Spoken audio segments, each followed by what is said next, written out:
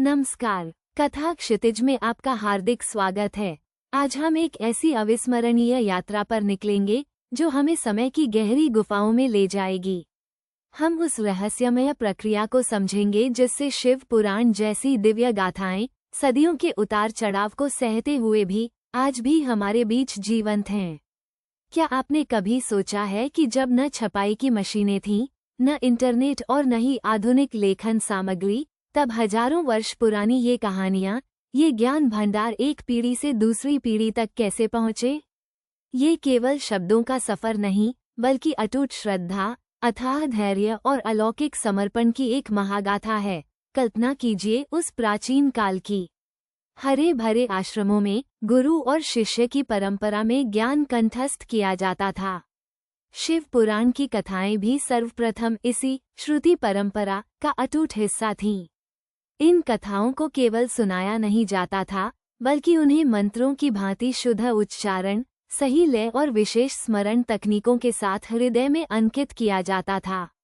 पिता अपने पुत्र को, माता अपनी पुत्री को और मंदिरों में कथावाचक अपने श्रद्धालुओं को ये कथाएं सुनाते थे।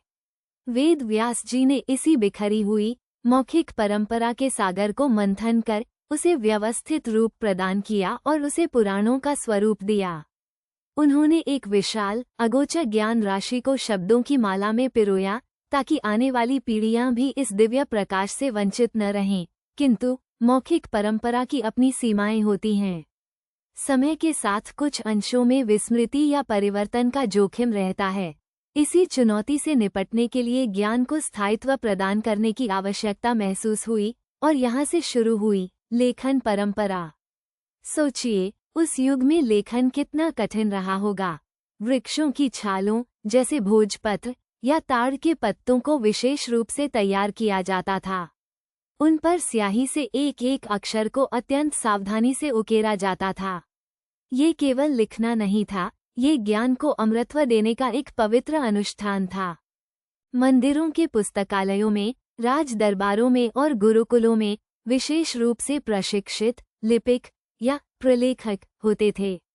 ये वे साधक थे जो अपना पूरा जीवन इन पवित्र ग्रंथों की हूबहू नकल तैयार करने में लगा देते थे, अक्सर अत्यंत कम रोशनी और सुविधाओं के अभाव में। ये प्रक्रिया पीढ़ी दर पीढ़ी चलती रही। जब एक प्राचीन पांडुलिपि जीर्ण शीर्ण होने लगती, कीटों या नमी का शिकार होने लगती या समय के साथ धुंधली पड़ जाती, तो उसकी नई प्रतिलिपि तैयार की जाती। यह कोई सामान्य काम नहीं था, इसमें महीनों, कभी कभी तो सालों लग जाते थे। लिपि की शुद्धता, भाषा की व्याकरणिक सटीकता और अर्थ की एकरूपता बनाए रखने के लिए लिपिकों को गहन अध्ययन, ध्यान और तपस्या करनी पड़ती थी। एक छोटी सी त्रुटि भी पूरे अर्थ को बदल सकती थी, इसलिए वे इसे एक ईश्वरीय कार्य मानकर करते थे। प्राकृतिक आपदाओं, युद्धों और आक्रमणों के दौरान अनेक अमूल्य ग्रंथ नष्ट हो जाते थे, लेकिन हमारे पूर्वजों की दूरदर्शिता इतनी थी कि वे एक ही ग्रंथ की अनेक प्रतियां बनवाकर उन्हें अलग अलग सुरक्षित स्थानों पर रखते थे। बड़े बड़े मठों, मंदिरों और विक्रमशिला, नालंदा जैसे विश्वविद्यालयों ने ज्ञान के इस प्रवाह को अनवरत बनाए रखने में मील का पत्थर साबित हुए। उन्होंने न केवल इन्हें संरक्षित किया, बल्कि इन पर शोध भी किया और इनकी व्याख्याएं भी लिखीं। ये केवल पांडुलिपियों की नकल करना नहीं था, ये था ज्ञान के प्रति अटूट श्रद्धा, धर्म के प्रति समर्पण और आने वाली पीढ़ियों के लिए एक अमूल्य विरासत छोड़ने का अद्भुत संकल्प।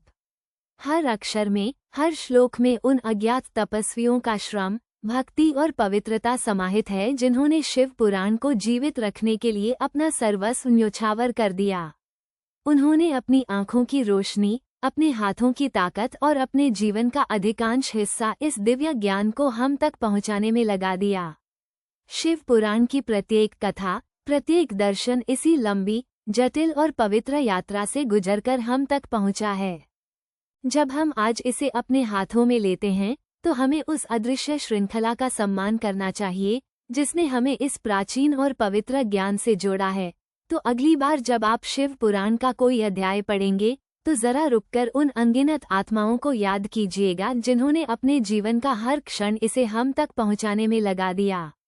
ये केवल एक धार्मिक ग्रंथ नहीं, यह मानवीय दृढ़ संकल्प, अटूट विश्वास और ज्ञान के प्रति अदम्य प्रेम का एक जीवंत, सांस लेता हुआ प्रमाण है। कथा क्षितिज की यह यात्रा आपको कैसी लगी? हमें कमेंट बॉक्स में जरूर बताइए। हम फिर मिलेंगे ज्ञान की ऐसी ही किसी और अद्भुत यात्रा के साथ। तब तक के लिए नमस्कार।